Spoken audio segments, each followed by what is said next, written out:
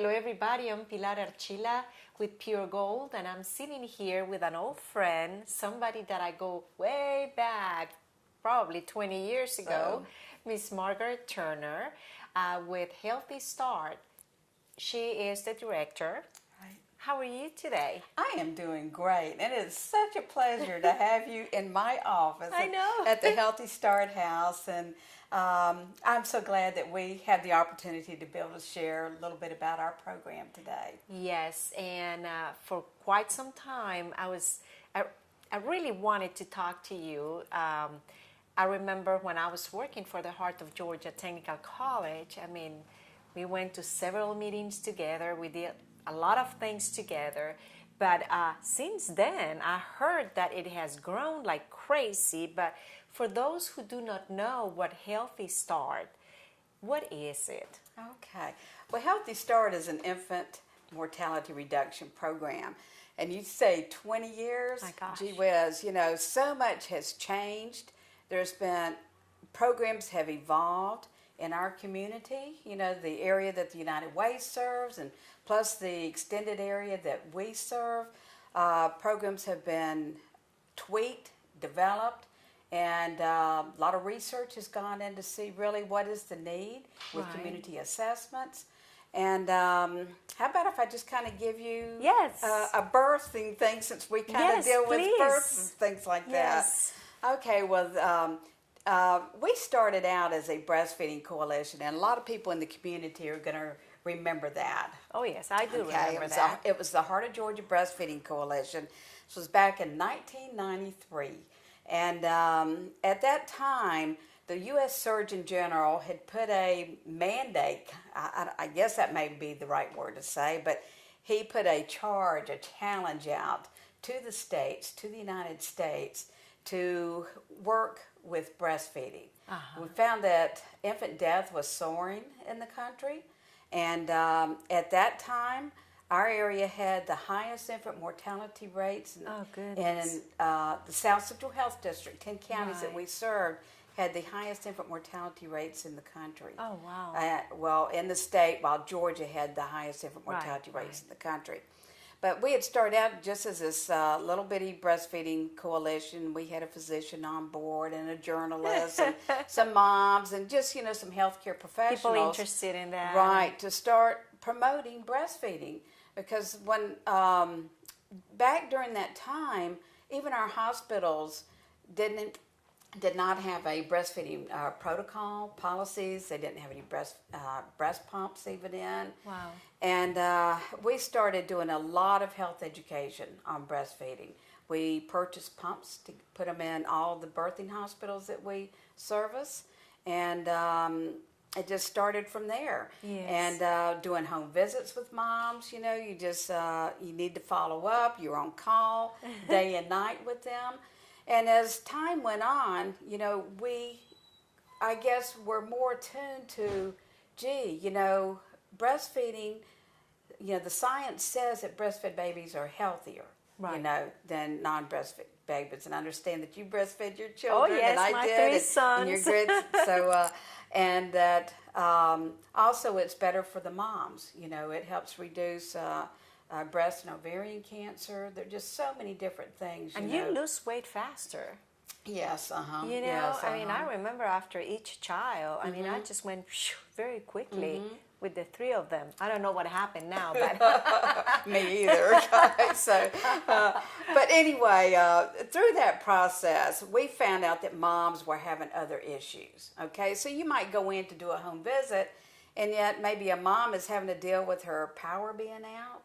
And the last thing can hardly even concern herself with is some education and just trying to sit down and do things. But we also found out at that time, around that time, as I just mentioned a few minutes ago, about the high infant mortality rates, you know, in our area.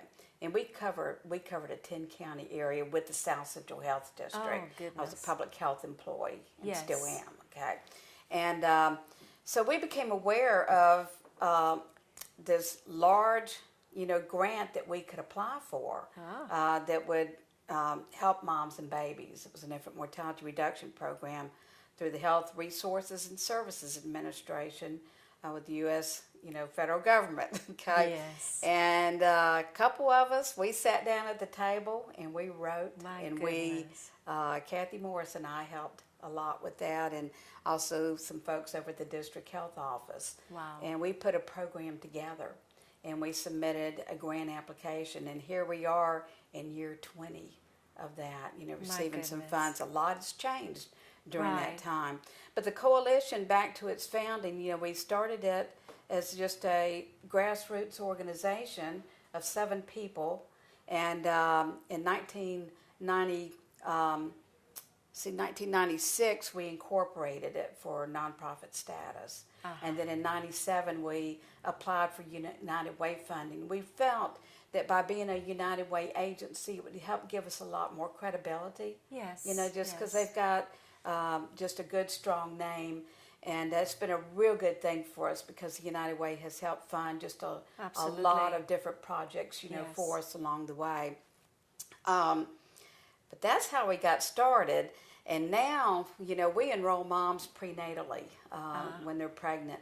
And we follow up for 2 years after the birth of their baby. And even though you have grown so much, you still talk to moms about breastfeeding. I mean, being extremely important and healthy for them and the children. You still do that. You include definitely. That's part of our case management program that we have. Most of our staff are certified lactation counselors. Oh, wow. And so, we do strive to have people credentialed, in areas in order to be able to offer the different services that we do. And how many people now do you have, staff people here? Well, it has dwindled from about 20 initially with the Healthy Start program to 14 now. And, funding's a big issue. Yes. We have downsized some funding, from the federal government, which I believe that the federal government needs to hone everything, and we need to be accountable.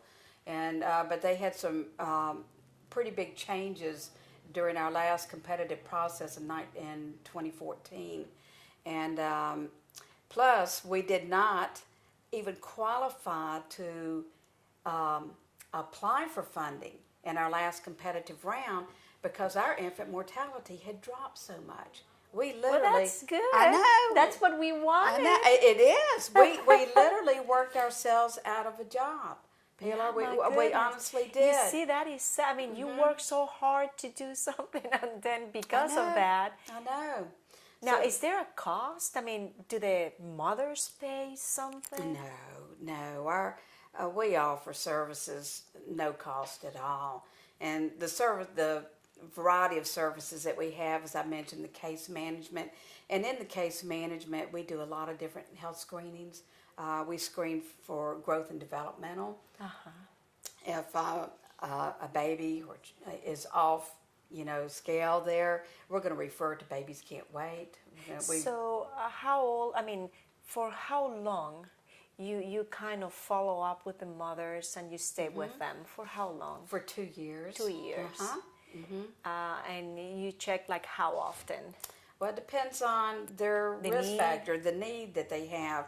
Because when they are pregnant, and our goal is to have a healthy pregnancy, because we know that if a mom is healthy before she even gets pregnant, okay? And now we see moms, we continue with them after they've delivered the baby, because that interconceptual period, from the time they had their last baby to the time they have their next pregnancy, we want to make sure that they are doing well, that they are, eating well. If mom has gestational diabetes, or diabetic, or has high blood pressure, those are all huge, risk things. And so we're going to make sure that they're getting their prenatal appointments with their physician. Right. We're going to refer them to WIC if they're not on WIC, and if they qualify, which is a wonderful program. Yeah, explain to us what WIC is. Okay. WIC that's WIC, and that stands for Women, Infants, and Children. It's a supplemental food program. And so it's different than the food stamps? Yes, very much so. I guess one of the main differences with WIC is they have nutritionists, on staff, so that anyone that is that signs up for WIC and qualifies for it, they're going to be seen by a nutritionist. Oh. They're checked and they can learn about healthy eating also, in that program. Yes. Also breastfeeding. We, the coalition, the Healthy Start Coalition, and we did a name change from the Breastfeeding Coalition after we got the Healthy Start funding, okay? So it's the same. We've just gotten bigger and evolved, so we can do many more things. Bigger and better. But we, the Heart of Georgia Healthy Start Coalition, wrote for funding for the WIC Peer Counselor program when it was first offered in the state. And WIC Peer Counselors are women that have breastfed themselves. They had to have breastfed at least 6 months, been on WIC. Okay. Okay. Oh, no, never been on WIC. so they can identify, with the mom that's coming and in for services. understand the issues and everything. And they do breastfeeding counseling. And there's also a breastfeeding coordinator. I started out as a breastfeeding coordinator for our health district, and Nadia Tucker is now the breastfeeding coordinator, and she oversees the WIC Peer Counselor program. But that's become a sustainable program now, whereas we applied for, I think they awarded 5 health districts in the state, My goodness. and now it's just great. And so we have a ready access where we can also refer, our clients. Matter of fact, Nadia's office is here at the Healthy Start House. Yeah. So, and we have WIC peer counselors in several health departments. That is just, well, but other programs, the other, just to touch on it, the nutritionists, they also have a formula program. Of course, we encourage moms to breastfeed because we know breastfeeding's free. Yes. You're going to always have milk, and it's just and the more healthier. you breastfeed, the more milk you produce. we need to bring you on to do some counseling for us, okay? Yeah. So, but yes, and so that's one of the programs that we have, in case management's breastfeeding. We also are going to screen for domestic violence. That is just wonderful. I tell you what, let's talk about that after we take a very short break. Okay. And please stay with us. This is very interesting. We'll be right back. Masters Creations, specializing in custom vinyl and embroidery. Let Masters Creations design something unique and special just for you. T-shirts, jewelry, car tags, and more. And don't forget your St. Patrick's Day shirts. Open Tuesday through Friday, 10 a.m. to 6 p.m., and Saturdays, 10 a.m. to 2 p.m. Masters Creations is located at 308 Pine Forest Street, or give them a call at 478-697-6800. Glazed and chocolate-covered donuts, cheese straws, brownies, and bonbons too. Pettifers, pies, and pastries made just for you. Wedding cakes, birthday cakes, and cookie trays custom made for your special day. Williamson's Bakery is conveniently located at 1634 Veterans Boulevard in the Oaks Shopping Center. Open Monday through Friday, 6 a.m. to 6 p.m. and Saturdays, 6 a.m. to 2 p.m. Williamson's Bakery, baking everyday specials since 1965. Come in today to Sports Emporium for an expert shoe fitting using our Aetrex iStep foot scanner. Our staff will perform a computerized analysis of your feet and recommend the best shoes for your specific foot type. We carry top name brand performance athletic footwear by Brooks, Asics, Nike, Mizuno, New Balance, and more. Also, we carry the largest selection of Crocs in town, a great selection of caps by New Era and The Game, and Oakley and Ray-Ban sunglasses. Stop in today at Sports Emporium, Ivy Place Shopping Center, Dublin, proud sponsor of the Leprechaun Road Race. Thank you for staying with us. I'm sitting here with Margaret Turner. She is the director of Healthy Start right here in Dublin, and actually, I can even say the founder. My goodness, you started. Yeah, you were. But anyway, we were about to start talking about domestic violence. So do you guys work hand in hand with WINGS or? Yes, we do. WINGS actually helped us develop a domestic violence screening tool. So, we work with a lot of our partners, to do that because of mental health, Family Connection, Stepping Stone, CASA. We've had training from Red Cross before. So you Yes. name it, you know, it's just, when you have a community like this, Right. we have to work together. Yes. You know, it's so important that we know our different resources around. And, you know, one of the big issues that we have is depression, and we do, you know, perinatal depression screening. Oh, yeah. And so many moms, you Yes. know, suffer from depression.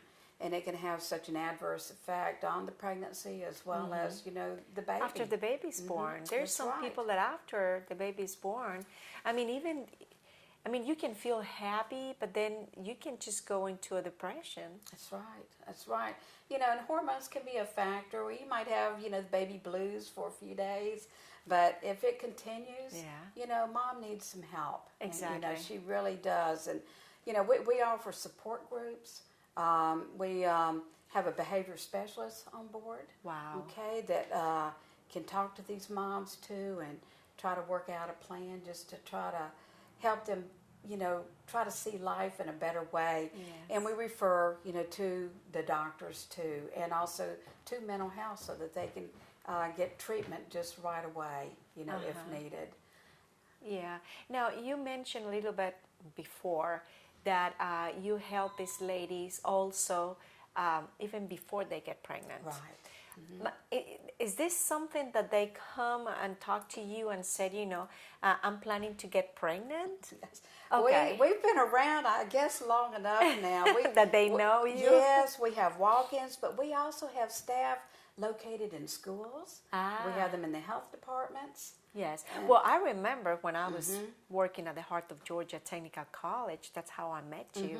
And I was working with, you know, teaching English as a second language, but I had a very big group of people, and it was so interesting, you know, every time we met and the classes and the things that I learned from you know, it's very interesting. And we offer, you know, childbirth education too, and prenatal workshops. We started a new program in conjunction with the hospital called the Lactation Club, so that moms that deliver at Fairview Park Hospital Yes. a couple days a week, they can get together, and it's like a support group. And that is Yes. growing so much. Nadia tells me they're outgrowing the room. Yes. So that's a wonderful thing, you know. Yes. You know, I don't know if you guys have that here, but my children, when I was pregnant with my third child, they went to a big brother, big sister class, and they learned so much, including how to give a CPR to a baby in case something is happening. And of course, between my second and my third child was like 8-9 years difference. So they were old enough to learn so much about this new baby, but that was also very interesting. Yeah, we don't offer that specific, you know, service ourselves. However, we, well, you just take our support groups and health education classes, parenting classes. We go over a lot of different things, but the hospital would be the one probably to teach Yeah, the infant CPR. actually, it However, was- we do have credentialed staff that do teach Yeah. CPR. So Yeah, we actually did that in a hospital. That was something a hospital offers, so we decided to enroll our children to do that. We've got a wonderful relationship, you know, with our hospital.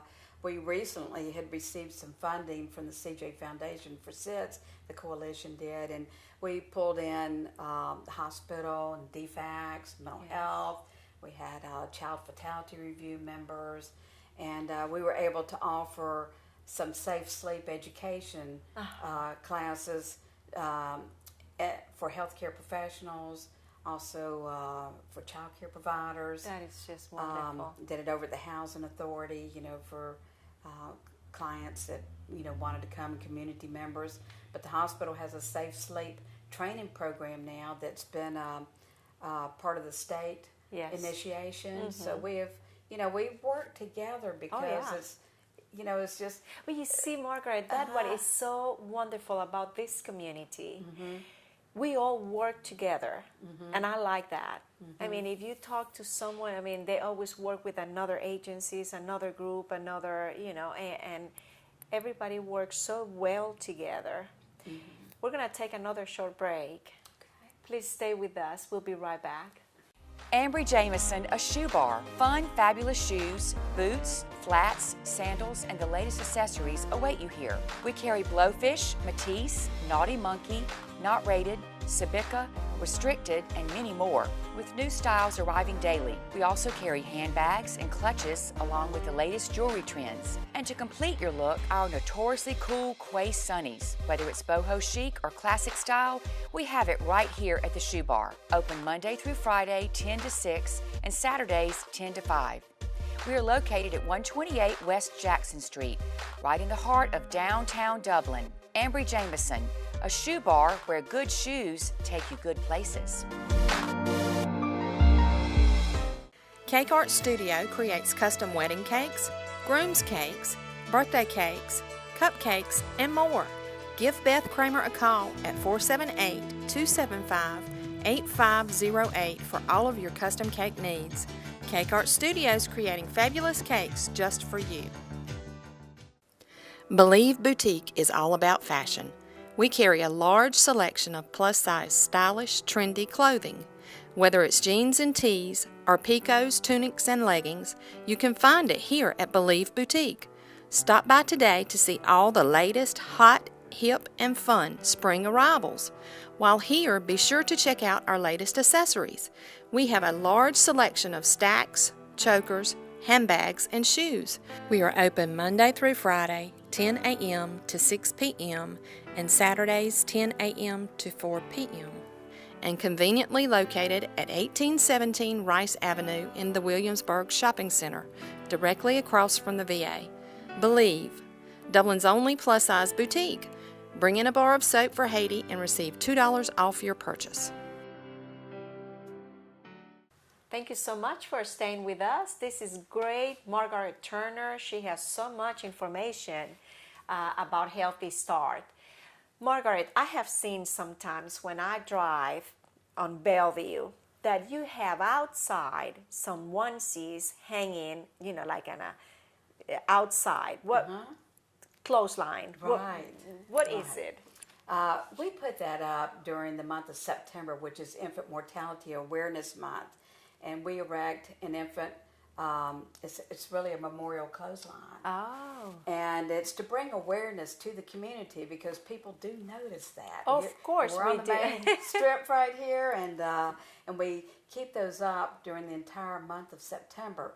Each one of those onesies represents a baby that has died in the state of Georgia during an average month. Oh, wow. So our goal is to have no onesies hanging up. Yes. Yeah, well, that is wonderful. So what kind of challenges do you? Well, you know, we do that awareness just so the community can be aware, you know, with us. But challenges are going to always be funding, you know. Just trying to keep keeping the program going, because if you have a major grant that is gone, it's stripped out from you. You know, people don't understand that, you know. And what about volunteers? Yes. You always need that, yes, I'm sure. Volunteers. And also the cribs that we are able to give through United Way funding. Want people to donate to United Way because those funds go to other organizations that are United Way agencies. Absolutely. But what we use them for are to purchase cribs for families that don't have them, so that their babies can learn, have a safe place to sleep. And we do an education component on safe sleep when they receive those. We don't want children sleeping in mommy's bed, and that's right. You know, lack of transportation is a big challenge too for our clients to be able to get to appointments. Yes. And support groups, you know, classes like that. And United Way has assisted us with some, you know, gas tokens. You know, they're used specifically for that. And yes, and we're very specific on how we give those out. And I just, you know, challenges are just people in daily life. And just knowing the resources in the community. And you guys do such a great job, and something that we need, you know, in every single community. And I'm so proud that I know you. Well, it's a pleasure. So I'm so glad I know you too. And thank you so much for, giving us the opportunity to open up the Healthy Start House and Yes. share with the community. Well, Really let me tell you, appreciate it. thank you so much for accepting my invitation to talk to you. And all of you out there, thank you so much. And please, when you think about donating or volunteering, Healthy Start needs also your help. And thank you for watching. And until next time.